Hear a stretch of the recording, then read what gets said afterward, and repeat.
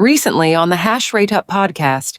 Because there's always fluctuation and a lot of volatility in the jurisdiction in Ethiopia, I just want to get a quick update from you around importation. How does what's the process currently around importation, selling used machines, maybe reselling machines within Ethiopia? Can you give us some background there? What's possible and what's impossible today? Yeah, so of course that's crucial. That's what took, from 2021 to 2024. That's what we were struggling with, is getting permission to import the machines. So the regulations as they exist today is you have to get permission every single time, so it's pretty. So you have to get a pre-import permit, and then where you have to specify exactly how many machines, what type they are, and so on. And then after they arrive, you have to that gets audited, checked, and you have to get an import release permit.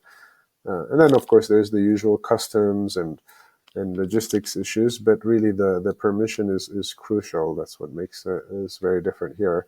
That's the main focus of the way the industry is being sort of controlled and regulated. And the current regulations is you cannot bring used machines. So you're only allowed to bring a new Bitcoin miners, ASICs. And also a new twist that just was added is that the machines have to be more than 120 terahash per second. But neither one of these rules make sense if you ask me, but those are the rules. And so yeah, those are two constraints. And then in terms of so the selling the machines in the country, no, because when the machines come in, they have to be registered, and you have to say which data center they're going in, and it has to be tied to a particular power purchase agreement. So I wouldn't say there's no law that says it's illegal, but based on the agreement that you sign to in order to get the permission to bring them in, you sign a contract like every single time. And so that says that, okay, these machines will be at this location, and then, will be under this PPA, and this is where we're going to be using them. So I suppose you could go back and ask for permission to say, okay, we want to sell them to somebody else.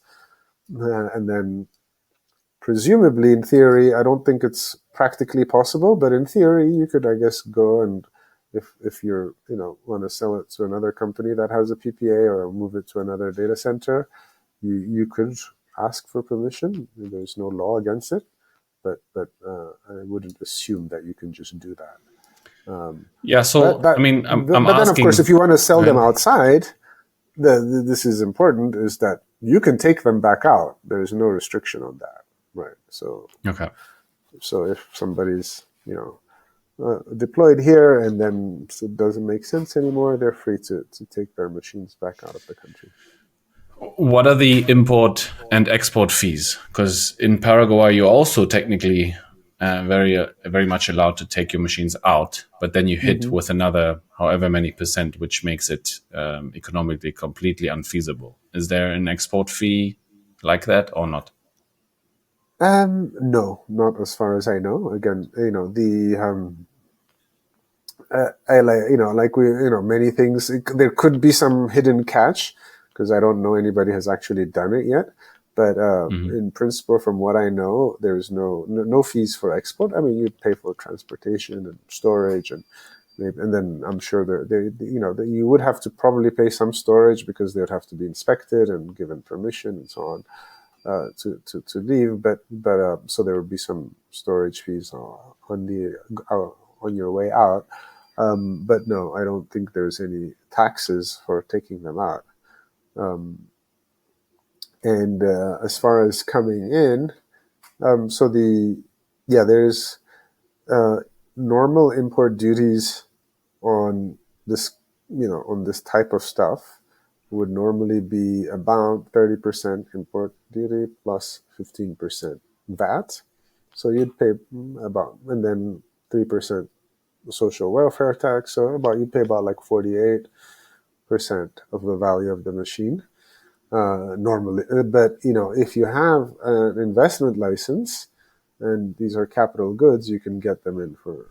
You can get the two big taxes removed, so you only pay the 3%. This episode is sponsored by HashBranch, the easiest way to mine Bitcoin in the US. Sourcing hardware and rack space usually is a mess. Bad deal structures, misaligned incentives, and no visibility after deployment. I have placed tens of thousands of ASICs in partnership with HashBranch. What I like most is that they cut through the noise. Fair pricing, aligned terms, and access to hosting that actually works. Use code HashrateUp100, visit hashbranch.com today to get $100 off of each miner that you order.